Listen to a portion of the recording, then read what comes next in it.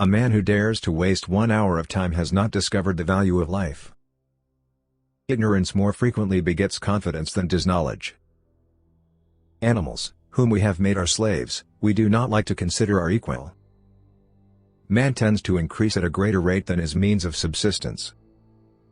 The love for all living creatures is the most noble attribute of man.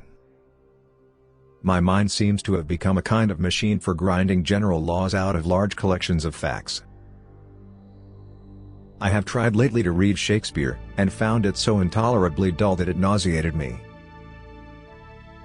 On the ordinary view of each species having been independently created, we gain no scientific explanation.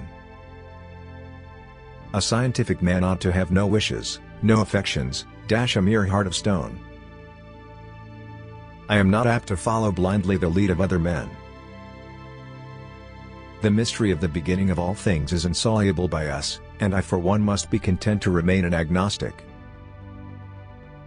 Intelligence is based on how efficient a species became at doing the things they need to survive. Blushing is the most peculiar and most human of all expressions. I love fools' experiments. I am always making them. The highest possible stage in moral culture is when we recognize that we ought to control our thoughts. This preservation of favorable variations and the rejection of injurious variations, I call natural selection or the survival of the fittest. One general law, leading to the advancement of all organic beings, namely, multiply, vary, let the strongest live and weakest die. If the misery of our poor be caused not by the laws of nature, but by our institutions, great is our sin. The survival of preservation of certain favored words in the struggle for existence is natural selection.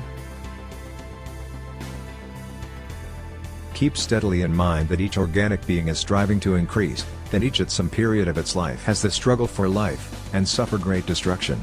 The war of nature is not incessant. The vigorous, the healthy, and the happy survive and multiply.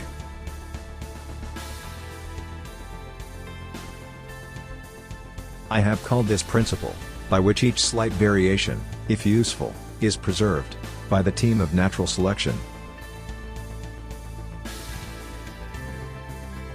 I cannot persuade myself that a beneficent and omnipotent God would have designedly created parasitic wasps with the express intention of their feeding within the living bodies of caterpillars.